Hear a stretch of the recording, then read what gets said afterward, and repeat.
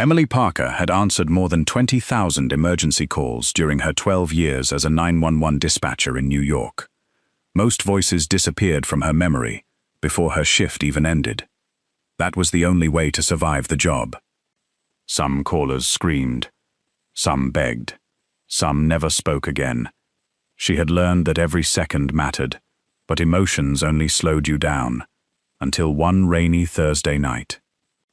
A call came through from a number that immediately disconnected once before reconnecting. There was no adult voice, only the trembling whisper of a little girl.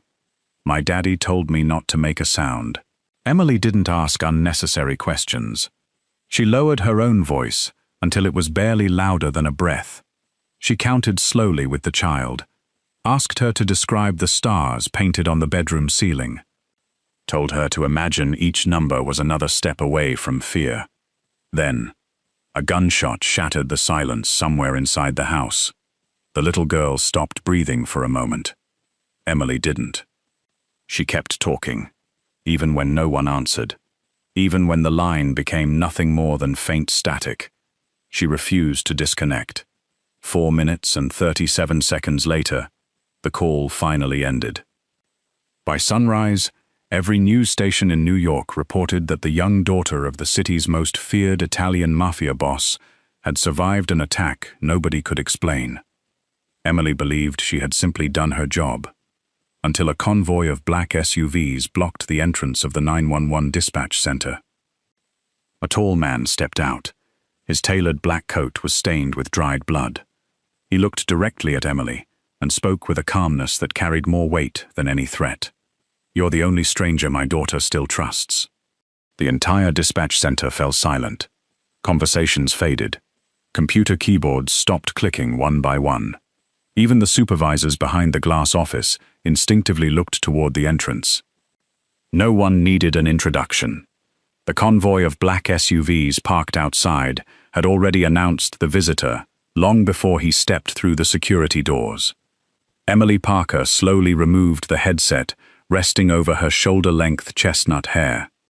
At 34, the faint shadows beneath her calm blue eyes had become permanent after 12 years of overnight emergency shifts. Her Navy dispatcher uniform remained perfectly pressed despite another sleepless night, and a simple silver watch, her late father's final birthday gift, still rested around her wrist. Nothing about her appearance suggested she had become one of New York's most trusted emergency dispatchers. She looked like someone most people would walk past without remembering. Yet thousands of frightened strangers had trusted only one thing: her voice. The security officer hesitated before approaching the visitor. "Sir, this area isn't open to the public." The man acknowledged him with a quiet nod, but never slowed his pace. He wasn't surrounded by bodyguards anymore. They remained outside, waiting, watching. For the first time in many years, Matteo Bellini had entered a building alone. Rainwater dripped from the hem of his tailored black overcoat. Dark stains of dried blood covered one sleeve. Emily immediately noticed something else. His hands. They were trembling, only slightly, but enough. Not the hands of a man afraid for himself. The hands of a father who had almost lost his child. He stopped several feet from Emily. Neither of them spoke first. Every dispatcher nearby pretended to work, while secretly watching the impossible meeting unfold. Finally, Matteo broke the silence. "You're Emily Parker." It wasn't a question. Emily gave a small nod. "You shouldn't be here," she answered calmly. There was no fear in her voice. No challenge either. Only professionalism. Matteo studied her for several quiet seconds, almost as though he had expected someone older, someone tougher, someone impossible to forget. Instead, standing before him was an ordinary woman, with tired eyes and a calm expression that somehow made an entire room feel less chaotic. "My daughter woke up 32 minutes ago." Emily waited. "She hasn't spoken to anyone." Another pause. "Not the doctors, not the detectives, not even me." His voice remained controlled. But control and peace were not the same thing. She keeps asking for the lady who counted stars. Emily felt her heartbeat slow. The memory returned all at once. The frightened whisper, the painted stars on the ceiling, counting together, the gunshot, the silence, the static that refused to become goodbye. Dispatchers were trained to move on. Every call ended the moment another emergency arrived. If they carried every voice home, they wouldn't survive the profession. Emily had repeated that rule to every rookie who ever joined the center. Never let one call become personal. Today, she realized she had already broken it. I'm glad she's alive. Her words came softly, but there are policies. I can't meet callers. I can't become personally involved. Matteo nodded almost immediately. I expected you to say that. Without another word, he slowly reached inside his coat. The movement instantly changed the room. 2 security officers stepped forward.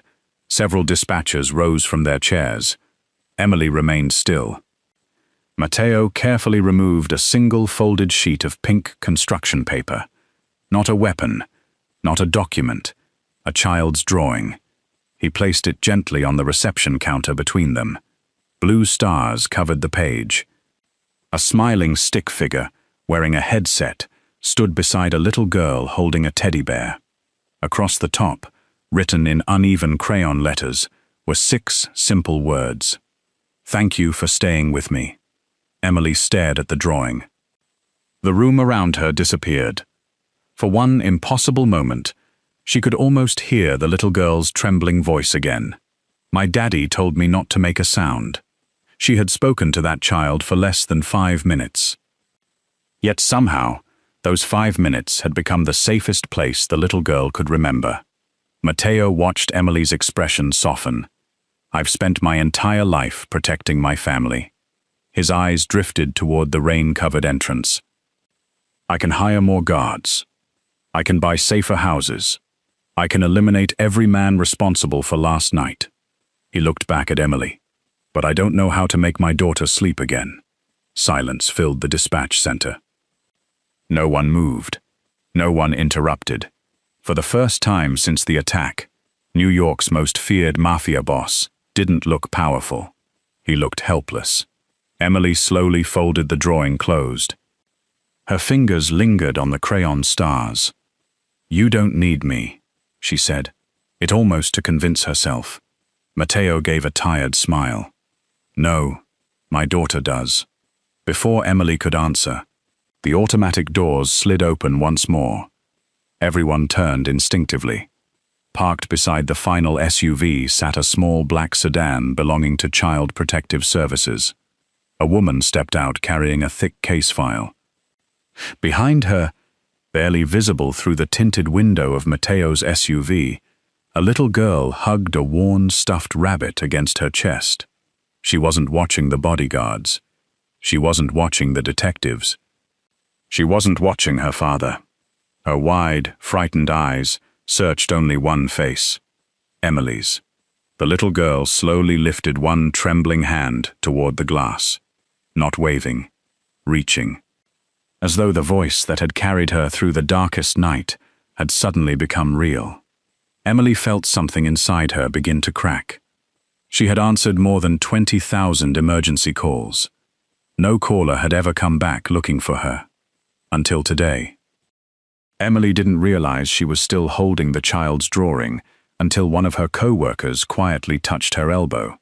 Emily! The voice pulled her back into the dispatch center. The room suddenly remembered how to breathe again. Phones rang. Monitors flashed. Another emergency call lit up across her screen. Life had already moved on. Emergency dispatchers never had the luxury of standing still. Emily carefully folded the drawing and slid it back across the counter. I'm sorry. Her tone remained gentle, but professional. I can't cross that line. Matteo Bellini looked at the folded paper without reaching for it. I understand. He wasn't angry. He wasn't disappointed. If anything, he looked like a father who had expected to hear the word no, long before he walked through the door. "I won't ask again." Emily gave a small nod. Relief should have followed. Instead, something about his acceptance unsettled her even more. Matteo slowly turned toward the exit.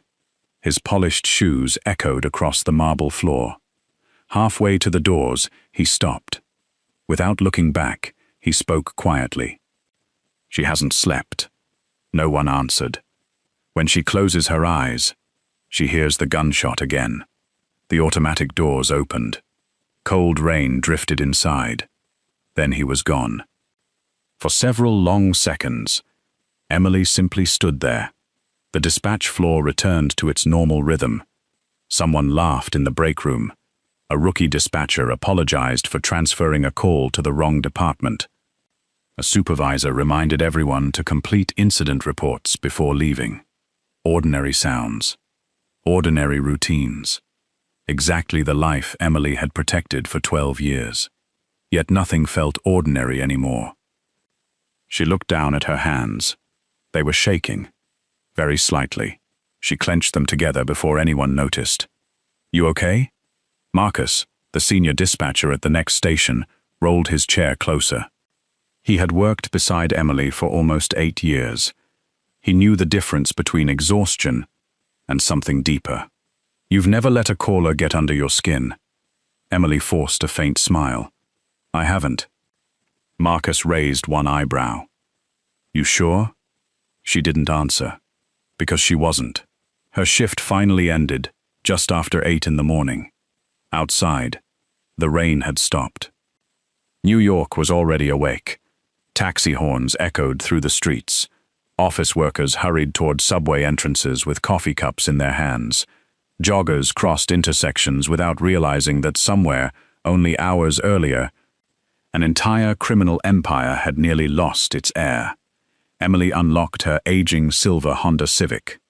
The car had more than 200,000 miles on it. The driver's door squeaked every winter. The heater only worked when it wanted to. She loved it anyway. It had belonged to her father. She rested both hands on the steering wheel, closed her eyes, and for the first time in years, she replayed an emergency call after her shift had already ended. "My daddy told me not to make a sound." Emily opened her eyes immediately. Number. She couldn't do this. Dispatchers survived because they learned to let go. She had taught that lesson herself. Don't carry strangers home. Don't imagine their faces. Don't wonder what happened afterward. Otherwise, every ringing phone would eventually become unbearable. She started the engine. Her phone vibrated before she could shift into reverse. It wasn't an unknown number. It wasn't Matteo. It was her supervisor, Emily. His voice sounded unusually serious. "I need you to come back upstairs. I just left." "I know." A pause. "There are 2 people here, asking for you." Emily frowned. "I thought Mr. Bellini already left." "He did." "Then who?" Her supervisor hesitated. "The Family Services Crisis Psychologist. And the detective leading last night's investigation." Emily felt her stomach tighten. "What do they want?" They both said the same thing. Another silence. "They believe you're the only person the child will talk to." Emily closed her eyes. The line she had spent 12 years refusing to cross had just disappeared. 20 minutes later, she found herself sitting inside a quiet conference room overlooking Lower Manhattan. Across the table sat Detective Daniel Ruiz. Beside him was Dr. Rebecca Lawson, a child trauma specialist who had spent nearly 20 years working with young victims of violence. Neither of them looked interested in Matteo Bellini. Neither of them mentioned organized crime. Instead, Dr. Lawson slid a thin folder across the table. Inside were several drawings completed only an hour earlier. Every page showed the same picture. A little girl, a woman wearing a headset, blue stars covering the ceiling. On the final page, there were only 2 stick figures standing beneath the stars. Above them, written in careful block letters, was one sentence. The voice found me before Daddy did. Emily stared at the words. The room became impossibly quiet. Dr. Lawson folded her hands. I've worked with traumatized children for 19 years. I've never seen this level of emotional attachment develop from a single phone call. Emily swallowed. I only stayed on the line. Dr. Lawson shook her head gently. No, you became the safest place in her mind. Emily had spent 12 years believing that dispatchers saved lives with procedures, protocols, and training. For the first time, she wondered whether a calm voice could become something far more dangerous, hope. And once someone became another person's hope, walking away was no longer a simple decision. The Children's Recovery Wing occupied the quietest floor of St. Vincent Medical Center. Soft yellow walls replaced the cold white corridors found throughout the rest of the hospital. Paintings of forests, cartoon animals, and smiling clouds attempted to hide the reality that every child admitted there had survived something no child ever should. Emily paused outside room 814. For the first time in 12 years, she wished someone would tell her exactly what to say. She had guided strangers through burning buildings, walked parents through CPR over the telephone, stayed connected with people who believed they were about to die. Yet standing outside one little girl's hospital room, she suddenly felt completely unprepared. Dr. Rebecca Lawson stepped beside her. You don't have to fix her. Emily looked over. You only have to be the same voice she remembers. Emily nodded slowly. That she could do. Dr. Lawson quietly opened the door. The room was brighter than Emily expected. Morning sunlight spilled through the large windows overlooking Manhattan. Fresh flowers covered one table. Colorful balloons floated quietly near the ceiling. Expensive toys still sat unopened inside their boxes. None of them had been touched. Instead, a little girl no older than 7 sat cross-legged beneath the window. She hugged a worn gray stuffed rabbit so tightly that one of its ears had nearly fallen off. Crayons lay scattered across the blanket. She never looked up when the door opened. Dr. Lawson smiled gently. I brought someone to see you. No response. Emily remained near the doorway. She didn't move closer. She remembered every instruction from crisis intervention training. Never force frightened children. Let them choose. Several quiet seconds passed. Then Emily spoke. Not loudly, not dramatically. Exactly the way she had spoken through the headset 2 nights earlier. Hi. The little girl's shoulders froze. Emily continued. I was wondering if there are still stars on your ceiling. The stuffed rabbit slipped from the child's hands. Slowly, very slowly, she lifted her head. Large brown eyes filled with uncertainty searched Emily's face. Neither of them spoke. Neither of them needed to. Recognition happened before words. It's you. The whisper barely reached the other side of the room. Emily smiled. It's me. The little girl climbed off the bed. She took one cautious step, then another. As though afraid the woman might disappear if she moved too quickly. Finally, she stopped directly in front of Emily. Did I count all the stars?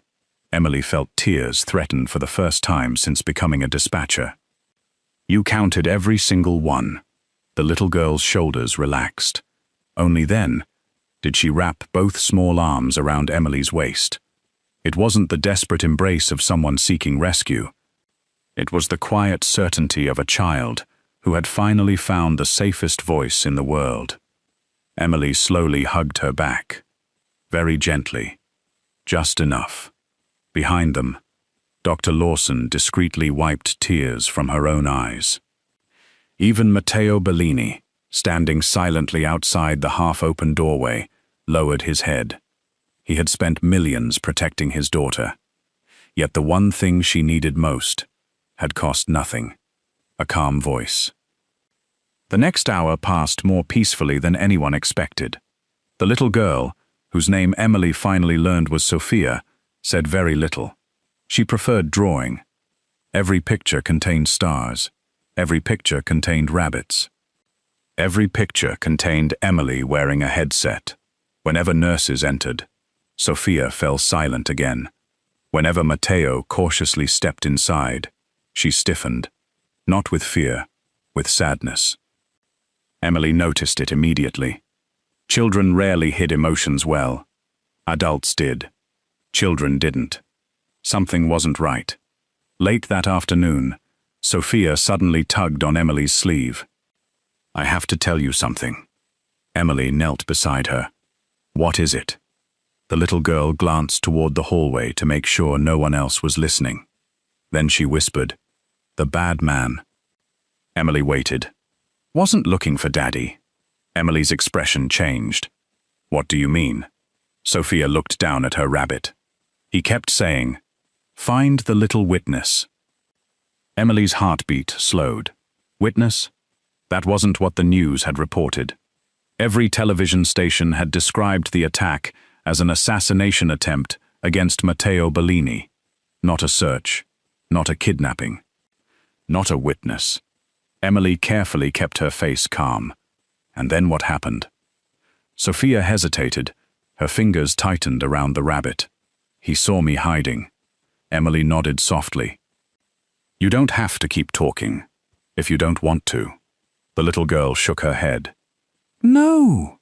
"I remember." Another long silence filled the room. Then Sophia leaned even closer. "So I closed my eyes. Just like Daddy taught me." Emily smiled gently. "That was very brave." The child slowly shook her head. "No." Her voice became almost too quiet to hear. "I wasn't brave." Emily touched her shoulder. "You were." Sophia looked directly into Emily's eyes.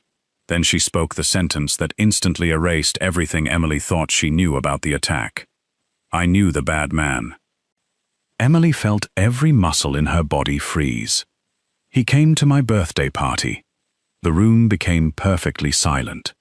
Outside, Matteo Bellini was still speaking with hospital security. He had heard none of it. But Emily had. And for the first time, she realized this wasn't simply an attack on one of New York's most feared mafia families. Someone close enough to celebrate a child's birthday had later returned carrying a gun. The next morning, Emily told herself she wouldn't return. She had already crossed enough professional boundaries.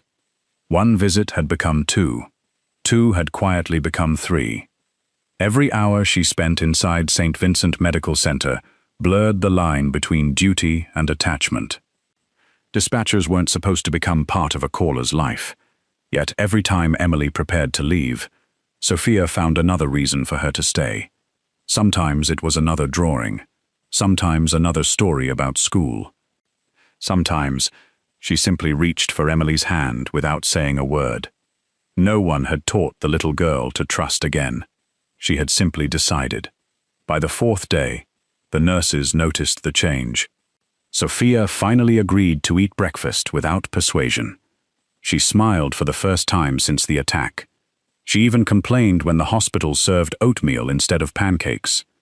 The entire pediatric floor celebrated the smallest victories. Dr. Rebecca Lawson reviewed Sophia's progress with quiet amazement.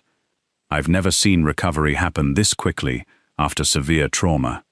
Emily looked through the glass toward Sophia's room. "I didn't do anything." Dr. Lawson smiled. "You stayed. People underestimate what that means." Across the hallway, Matteo Bellini watched the conversation without interrupting. For nearly a week, he had stood outside his daughter's room more often than inside it. He wasn't afraid of bullets. He wasn't afraid of rival families.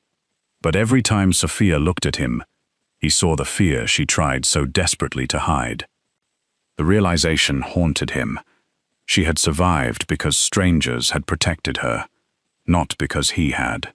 Late that afternoon, Emily found Matteo sitting alone in the hospital chapel. The room was empty. Sunlight streamed through stained glass windows, painting quiet colors across the wooden pews. The most feared man in New York sat with both elbows resting on his knees. His hands were clasped together. His eyes remained fixed on the floor. Emily had expected to find bodyguards. Instead, she found silence. "I didn't know you came here," she said softly.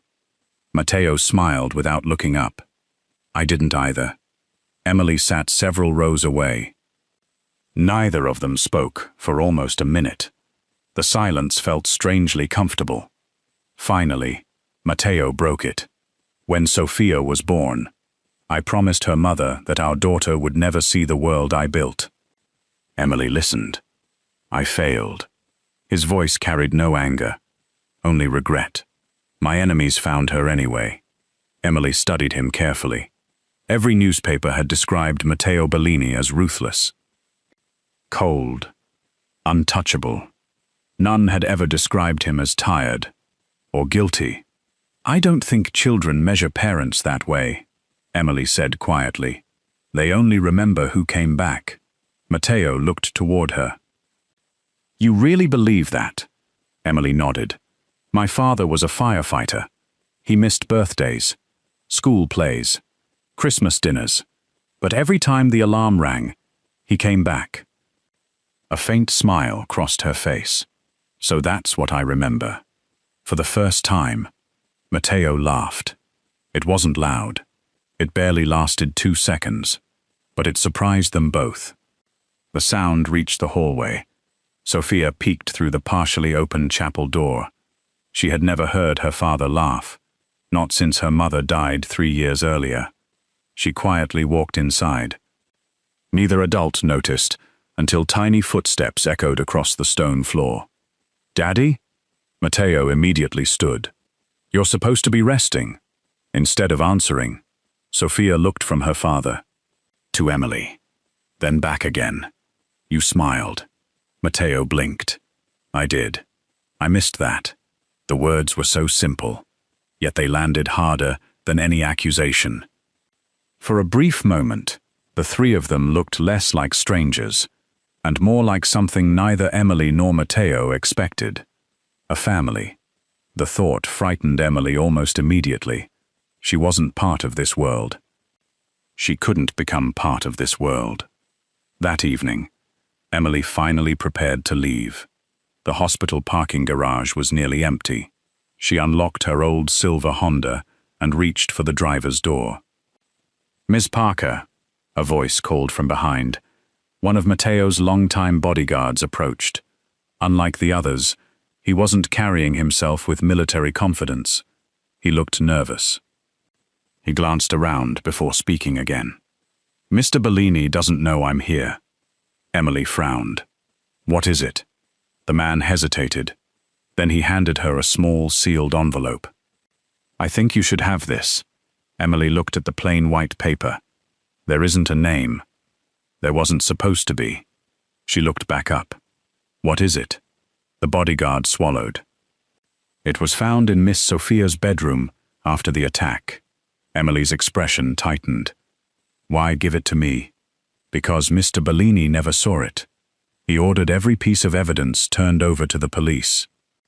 This, someone removed before that happened. Emily slowly opened the envelope.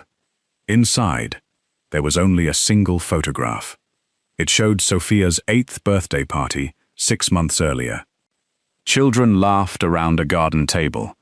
Colorful balloons floated overhead. Matteo stood behind his daughter with one arm around her shoulders. Nothing seemed unusual, until Emily noticed a man standing in the background. He wasn't smiling. He wasn't looking at the birthday cake. He wasn't looking at the guests. He was looking directly at Sophia. On the back of the photograph, someone had written 3 words in blue ink. "She remembers everything." Emily felt a chill run through her. She looked up to ask another question, but the bodyguard had already disappeared into the shadows of the parking garage. She stood alone beneath the fluorescent lights, holding a photograph that should never have existed. And for the first time, Emily realized the greatest danger facing Sophia might not come from outside the Bellini family. It might already have been standing beside the birthday cake. Emily didn't sleep that night. The photograph lay on her kitchen table beneath the warm glow of a single reading lamp. Outside her apartment window, New York moved exactly as it always had. Sirens echoed somewhere in the distance. A subway train rumbled beneath the streets. Rainwater still clung to the fire escapes across the alley. Everything looked ordinary. Only the photograph refused to belong in that ordinary world. Emily studied every face again. Children laughing. Parents talking. A birthday cake covered with tiny blue stars. Matteo Bellini smiling, a rare expression she had never imagined seeing before entering Sophia's life. Then, the man in the background, half hidden beneath the shade of an oak tree, one hand resting inside his jacket, watching Sophia. Not the celebration, not the guests, only Sophia. Emily turned the photograph over once more. She remembers everything. The handwriting was neat, deliberate. Whoever wrote those words wanted someone to understand them. Not today. Eventually, her phone vibrated. Dr. Rebecca Lawson. Emily. Her voice sounded unusually tense. Sophia had another nightmare. Emily immediately stood. Is she all right? Physically, yes. A pause. But she keeps asking for you. Emily closed her eyes. I'll come. She ended the call before giving herself time to reconsider. 40 minutes later. The familiar hospital corridors felt different. There were more security officers, more detectives, more men in expensive black suits. Something had changed overnight. One of Matteo's senior bodyguards approached. Ms. Parker. His expression remained respectful, but guarded. Mr. Bellini wants everyone entering Sophia's room identified. Emily frowned. What happened? The bodyguard hesitated. Someone tried to access her medical floor around 3 this morning. Emily felt the words settle heavily. Did they get inside? No, but they knew exactly which room to find. Sophia was sitting awake when Emily entered. She wasn't crying. She simply looked tired. The stuffed rabbit rested against her shoulder. I knew you'd come. Emily smiled softly. You sound very sure. You always come. The simple certainty in Sophia's voice unsettled Emily more than she expected. She pulled a chair beside the bed. What happened last night? Sophia looked toward the window. I dreamed about the hallway. Emily waited. The bad man wasn't running. He was walking. Another pause. He wasn't scared. Emily spoke gently. Dreams can mix things up. Dreams can mix things up. Sophia slowly shook her head. It wasn't a dream. The room fell quiet. Emily reached for a box of crayons lying beside the bed. Can you show me? Instead of answering, Sophia began drawing. Not people. Not faces. A hallway. Several doors. A staircase. At the end, a grandfather clock. Emily watched carefully. Is this your house? Sophia nodded. Then, without saying a word, she colored one tiny section beneath the staircase completely black. What is that? Sophia whispered. My hiding place. Emily recognized it immediately. Children almost always remembered places more clearly than people. Can you tell me why you hid there? Sophia's hand stopped moving. For nearly 20 seconds, she said nothing.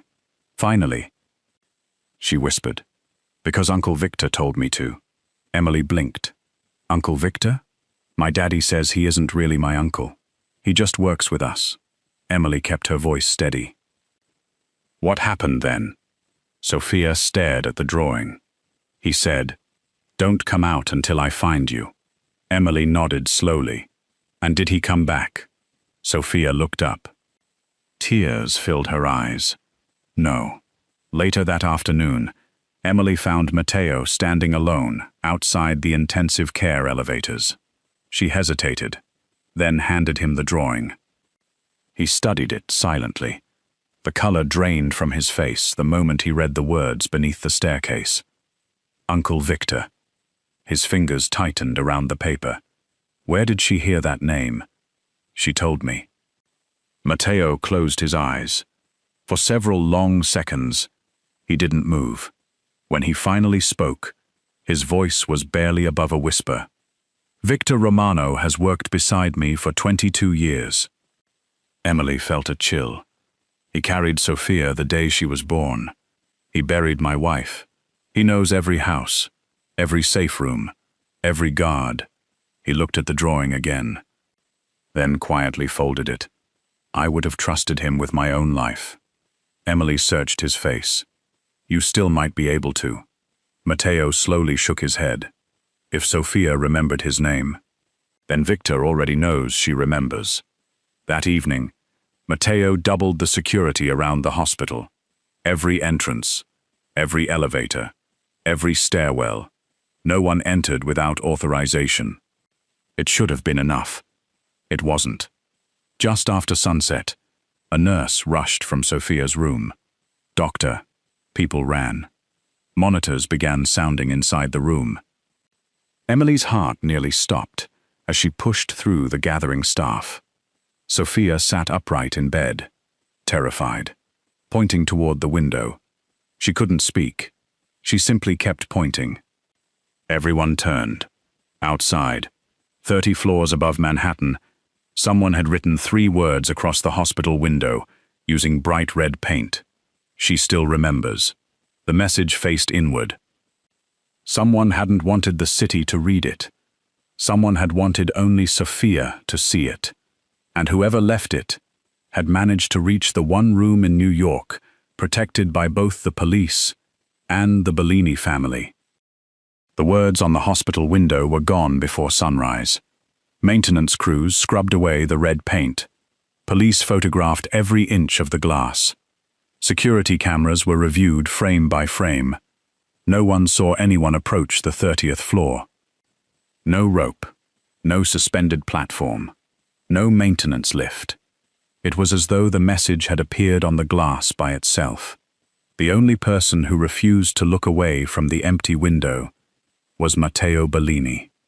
Someone wasn't trying to kill his daughter anymore. Someone was talking to her. By mid-morning, the hospital resembled a military compound. Armed officers guarded every entrance. Bellini bodyguards occupied every hallway. Even nurses now wore identification badges with electronic tracking chips, yet none of it eased Sophia's fear. She refused to sleep unless Emily sat beside her bed. Whenever Emily quietly counted the painted stars on the ceiling, Sophia's breathing slowed. Within minutes, she drifted asleep. Emily remained beside the bed long after the child closed her eyes. Dr. Lawson watched from the doorway. You know what you've become to her. Emily looked up.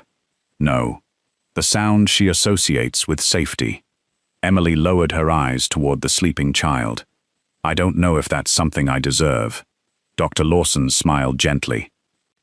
Children don't choose who deserves their trust. They choose who earns it. Across town, inside a heavily guarded office overlooking the East River, Matteo sat alone at the head of a long conference table. Around him stood 12 of the most trusted men in his organization. No one spoke. Victor Romano's name had already poisoned the room. Finally, Matteo placed Sophia's drawing on the polished wood. Tell me, his voice remained calm. Which one of you invited Victor to my daughter's birthday? Several men exchanged confused glances. One older advisor frowned. Victor organized the entire party. Another nodded. He always handled family events. Matteo looked at each face. Slowly, carefully. You all trusted him. No one argued. Because it was true. Victor had worked beside Matteo for more than 2 decades. He knew every safe house, every account, every family celebration, every security protocol. If someone had betrayed them, Victor was the obvious answer. Matteo reached into a folder. Without a word, he slid a document across the table. The closest advisor picked it up. His face immediately turned pale. Death certificate. Victor Romano. Date of death. 2 days before the attack. Silence swallowed the room. One man whispered, "That's impossible." Matteo didn't answer. Because he had personally attended the funeral. He had carried Victor's coffin with 6 other men. He had watched the casket lowered into the ground. The medical examiner had confirmed the body. The police had closed the case. Victor Romano was dead. He had been dead before Sophia claimed he led her beneath the staircase. Meanwhile, Emily sat quietly beside Sophia's bed, unaware that everything had changed. Sophia colored another page with blue crayons. No houses, no hallways, just stars. Always stars. Emily smiled. "You really like drawing the night sky?" Sophia nodded. "Mommy said stars remember everything." Emily tilted her head. "What does that mean?" The little girl shrugged. "I don't know. She used to say it whenever Daddy forgot something." Emily smiled softly. "You miss her?" Sophia didn't answer. Instead, she reached into the pocket of her rabbit. Emily frowned. "I didn't know your bunny had pockets." "It was Mummy's idea." Sophia carefully pulled out something wrapped in faded tissue paper. A tiny silver music key, no larger than Emily's thumb. Its surface had been worn smooth with age. "My mummy told me, never let anyone take this." Emily studied the little object. "It opens something?" "I don't know. Daddy doesn't know either." "You never told him?"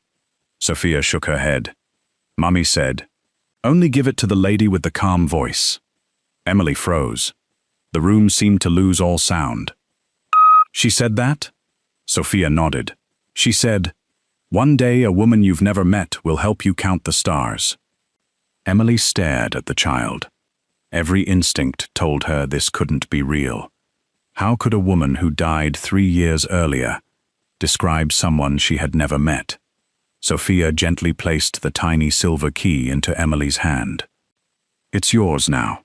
Emily instinctively looked toward the door. Should she call Matteo? Should she hand it over immediately? Before she could decide, her phone vibrated.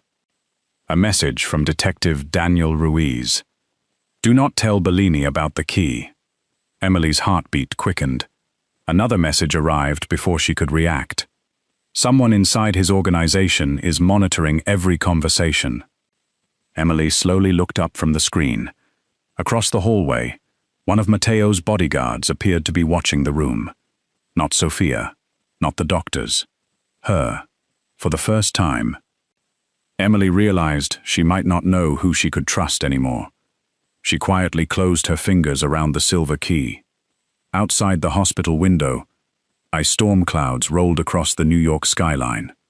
Somewhere beyond them, the answers Sophia's mother had tried to protect for years were waiting. Emily had no idea that by accepting one tiny silver key, she had just become part of a secret that neither the police nor the Bellini family fully understood. Emily didn't tell anyone about the silver key. Not Detective Ruiz, not Dr. Lawson, not even Matteo. For the first time in her life, keeping a secret felt heavier than answering an emergency call. She slipped the tiny key into the same pocket where she kept her father's old silver watch whenever she wasn't wearing it. 2 small pieces of metal, both left behind by people who had believed that someday someone would need them. That evening, Dr. Lawson found Emily sitting alone in the hospital cafeteria. A paper cup of coffee had gone cold beside her. "You haven't gone home?" Emily smiled tiredly. "I keep meaning to." Dr. Lawson sat across from her. "I've been watching you." Emily laughed softly. "That sounds unsettling coming from a psychologist." "It probably is." The older woman smiled. "But I'm worried." Emily looked down. "I'm beginning to care too much." "No." Dr. Lawson gently shook her head. "You're afraid you already do." Emily didn't deny it. Because it was true. Every morning she promised herself today would be her last visit. Every evening she stayed another hour. Somewhere along the way, Sophia had stopped becoming the child from an emergency call. She had simply become Sophia. The following afternoon, the hospital finally approved Sophia's release. Doctors believed she would recover faster at home, provided that home could be made safe again. More than 20 black SUVs surrounded the Bellini estate before sunrise. Bomb technicians inspected every room. Security teams searched every rooftop. Every employee underwent another background investigation. No one entered the property unnoticed. Emily had never seen a house so heavily protected. Yet when Sophia stepped from the car, she hesitated. The enormous stone mansion stood exactly as she remembered. The rose garden still bloomed. The fountain still flowed. Nothing appeared different. Only the silence. Children noticed silence. Adults noticed walls. Sophia quietly reached for Emily's hand. "I don't want to go inside alone." Emily looked toward Matteo. He understood before she spoke. "You'll stay?" It wasn't an order. It wasn't even a request. It sounded like hope. Emily hesitated only a moment. "I'll walk in with her." The front doors opened. The grand entrance hall looked untouched. Crystal chandeliers glowed overhead. Fresh flowers filled expensive vases. Family portraits lined the staircase. It should have felt warm. Instead, the house felt as though everyone inside had forgotten how to breathe. Staff members lowered their eyes as Sophia passed. Some smiled. Some quietly cried. No one spoke. Emily noticed something else. Nearly every portrait in the house included Sophia's mother, a graceful woman with dark hair and gentle eyes. She wasn't glamorous in the way magazine covers celebrated beauty. She looked kind. There was a difference. Emily stopped before one portrait. Matteo quietly joined her. Her name was Isabella. Emily continued studying the painting. Sophia has her smile. Matteo nodded. And everything else. Later that afternoon, Sophia wandered into the old family library. Dust floated through the afternoon sunlight. Most of the shelves remained untouched. She walked directly toward one cabinet, without hesitation, as though she had done it 100 times before. "Daddy never comes in here." Emily smiled. "Why not?" "He says Mummy always knew where everything was. So now he gets lost." Emily laughed. "I think a lot of fathers do." Sophia knelt beside the lowest shelf, then gently touched a tiny carved wooden star hidden along the edge. Click. A narrow drawer quietly slid open. Emily blinked. Inside rested dozens of handwritten envelopes, each one carefully labeled. For Sophia's first day of school, for Sophia's 13th birthday, for Sophia's wedding day. Emily felt her throat tighten. A mother had written letters her daughter might not read for years. Sophia reached toward one envelope, then stopped. There isn't one for today. Emily carefully lifted the stack. Beneath them lay one final envelope. No date, no occasion. Only 6 handwritten words. For the person Sophia chooses. Emily stared. Slowly, she opened it. Inside was a single handwritten page. "If you are reading this, not. My daughter trusted you before I ever could. That means you listened when others spoke. You stayed when others walked away. You gave her peace instead of promises. I don't know your name. I don't know your face. But if Sophia placed this letter into your hands, please believe her. Children sometimes recognize goodness long before adults do. Protect her if you can. And if one day she no longer needs you, let her go with joy. That will mean she finally feels safe again. Isabella." Emily finished reading. The room remained completely still. She slowly folded the letter closed. Tears blurred the ink. Not because Isabella had somehow predicted Emily. She hadn't. She had trusted her daughter. Completely. Emily finally understood. The woman hadn't hidden a prophecy. She had left behind permission. Permission for Sophia to choose the people she would one day call family. Without blood, without obligation, without fear. At that moment, Emily heard quiet footsteps behind her. She turned. Matteo stood in the doorway. He hadn't read the letter. He simply looked at Emily, then at Sophia. His voice was almost a whisper. "She chose you." Emily couldn't answer, because deep inside, she had begun to realize something equally frightening. She had started choosing Sophia too, far across the city, inside an abandoned warehouse. A man watched security footage playing across 3 computer monitors. One screen showed the Bellini estate. Another showed St. Vincent Medical Center. The third showed Emily Parker leaving work 3 nights earlier. He paused the video, zoomed in on her face, then quietly slid a photograph across the table towards someone sitting in the shadows. "So," the unseen voice said calmly, "the dispatcher has the key now." The first man nodded. "What are your orders?" Several long seconds passed. Then came the answer. "Don't touch the child." Another pause. "Bring me Emily." The Bellini estate had never been quieter.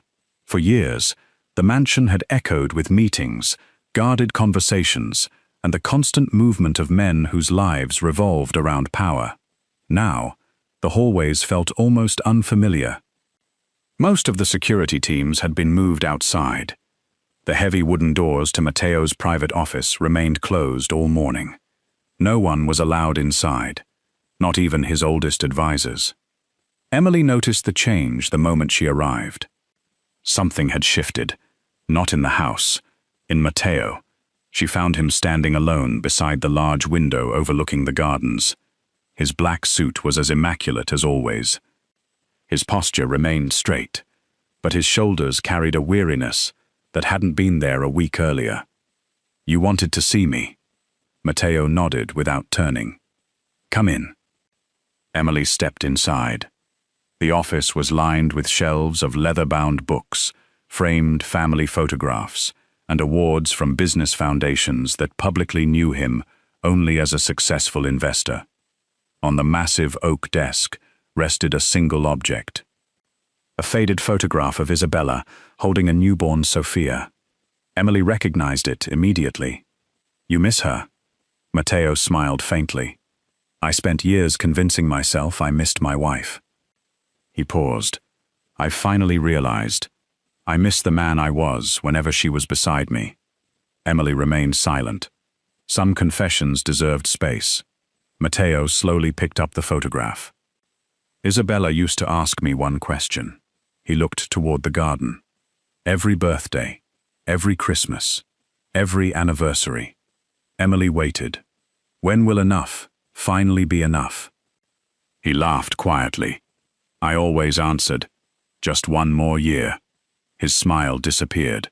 There was always one more shipment, one more deal, one more enemy, one more promise. I kept building an empire, while convincing myself I was building a future. He turned toward Emily. "And now my daughter is afraid to sleep." The words hung in the room. Heavy, final. A soft knock interrupted them. Sophia stepped inside carrying another drawing.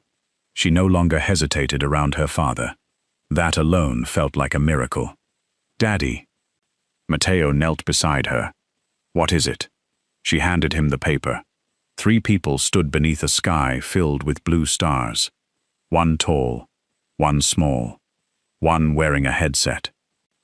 Above them, written in uneven handwriting, were 4 simple words. "Home feels quiet now." Matteo stared at the drawing. He understood what Emily immediately understood. For Sophia, home had never meant marble floors, or armed guards, or enormous gates. Home was simply the place where she no longer felt afraid. He folded the drawing carefully, then stood. "Stay with Emily for a few minutes." Sophia nodded. Matteo walked out of the room. His expression had changed. Not with anger, with certainty. 1 hour later, every senior member of the Bellini organization gathered inside the estate's main conference hall. No celebrations, no drinks, no conversation. 40 years of loyalty filled the room. Matteo entered alone. He carried no weapon, only Sophia's drawing. He placed it in the center of the table. Several men exchanged puzzled looks. One finally spoke. "Boss, what's this about?" Matteo looked around the room. He recognized every face. Some had stood beside him since he was barely older than Sophia would one day become. Others had lost brothers protecting him. Many expected orders. Instead, they received something none of them had imagined. "I'm finished." Silence. No one reacted. Surely they had misunderstood. "I'm dissolving every operation." Still no movement. Every eye remained fixed on Matteo. The shipping routes, the gambling businesses, the collections, the offshore accounts. Sell them, close them, walk away. One advisor slowly stood. "You can't. I can. They'll think we're weak." Matteo nodded. "They already know." The older man shook his head. "You built this family." Matteo looked toward the window where Sophia was laughing with Emily in the garden below. "No, I built a prison." Another voice rose from the far end of the table. "What happens if our enemies don't stop?" Matteo answered without hesitation. "Then they come for me." A pause. "But they will never come for my daughter again, because of choices I continue making." Outside, Emily watched Sophia chase butterflies across the grass. The little girl laughed. A real laugh. Not forced. Not frightened. Emily hadn't realized how long it had been since she'd heard it. She smiled. Behind her, the front doors of the mansion burst open. One of Matteo's oldest advisors stormed outside. His face was pale. He looked directly at Emily. "What did you do to him?" Emily blinked. "I don't understand. He just destroyed 40 years of his own empire." Emily slowly turned toward the house. At that exact moment, Matteo stepped onto the front terrace. Their eyes met across the garden. He didn't speak. He simply gave the smallest nod. Emily suddenly understood. She hadn't changed his world with arguments or advice. She had changed it by showing his daughter what safety actually felt like. Sometimes, that was enough to make a man abandon everything he once believed was worth protecting. Far beyond the estate gates, a black sedan remained parked beneath a line of old maple trees. Inside, the same unseen figure who had ordered Emily brought to him lowered a pair of binoculars. He watched Matteo embrace Sophia. He watched Emily smile. Then he quietly closed the notebook resting on his lap. Across the final page, one sentence had been written in careful handwriting. He finally made the choice Isabella wanted. The man looked toward the mansion one last time, then spoke softly to the driver. "We're too late." The sedan pulled away, without another word. For the first time since the story began, the greatest battle was no longer about revenge. It was about whether a man who had ruled through fear could truly build a new life through love. 3 months later, the morning rush had already begun inside New York's Emergency Communications Center. Headsets clicked into place. Dispatchers exchanged quiet greetings before another endless shift. Phones never stopped ringing. Emergencies never waited. Neither did life. Emily Parker adjusted the familiar black headset over her chestnut hair and settled into her station. Her Navy uniform looked exactly the same. The silver watch her father had given her still rested on her wrist. To anyone walking past, nothing appeared different. Only Emily knew how much her life had quietly changed. The framed drawing remained beside her computer monitor. Blue stars, a little girl, a woman wearing a headset. Someone had laminated it after the crayons began to fade. Whenever rookie dispatchers asked about it, Emily simply smiled. A reminder. She never explained further.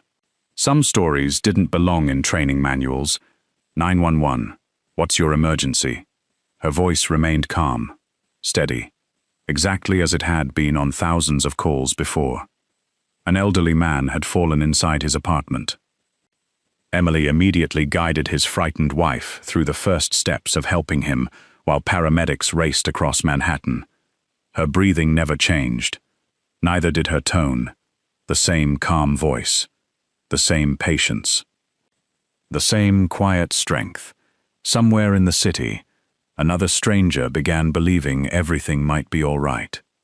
When her shift finally ended, Emily walked toward the parking lot, expecting another quiet drive home. Instead, she found a familiar black SUV waiting beside her old silver Honda. Only one vehicle. No convoy. No bodyguards standing in formation. The rear door opened. Matteo stepped out alone. He wore a simple charcoal overcoat. No expensive watch. No visible weapon. He looked different. Lighter. Emily smiled. I thought you weren't allowed to surprise me anymore. I wasn't. He laughed softly. Sophia insisted. Almost on cue, the passenger door flew open. 8-year-old Sophia jumped out, carrying a backpack nearly as large as herself. She ran straight toward Emily. I got an A in reading. Emily knelt to hug her. I knew you would. Sophia proudly pulled a folded paper from the backpack. My teacher says I read louder now. Emily unfolded the assignment. At the bottom, a gold star. She laughed. I think your teacher is right. The three of them stood together beneath the afternoon sun. For the first time, no armed guards surrounded Sophia. No doctors watched from nearby hallways. No detectives waited with questions. She looked like every other child leaving school. Exactly as she deserved. Matteo quietly handed Emily a plain white envelope. No speeches. Emily smiled. I wasn't expecting one. Inside was a newspaper clipping. The headline covered nearly the entire page. Bellini Foundation donates $200 million to child trauma recovery programs across New York. Below it, another article. Former business empire to be converted into youth centers and community projects. Emily slowly looked up. You actually did it. Matteo nodded. It wasn't easy.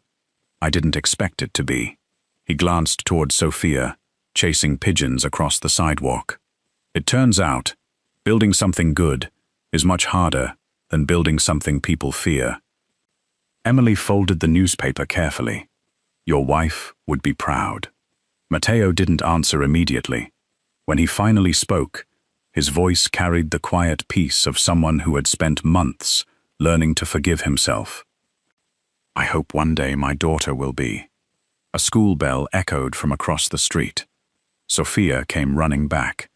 Daddy, I made something. She handed him another drawing.